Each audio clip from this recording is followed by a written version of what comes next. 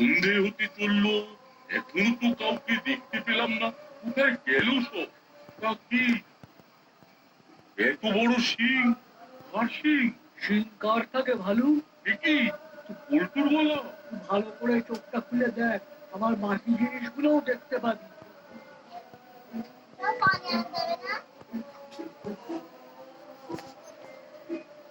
তুমি এত বড় হলি কি করে?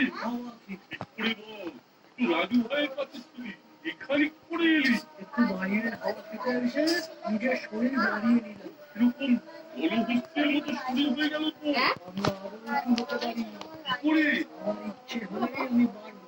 দেখি, এই দেখ, পারছি, পারছি, পারছি। ওরে বাবা, এসব কি? ওরে বাবা, আমি তোর কাছে খুলে হয়ে গেলাম। এবার যদি ও একটা লাথি মারে, আমি কোথায় যাবো এত বড়দেরই জানেন। দেখবো না কি গুটিয়ে।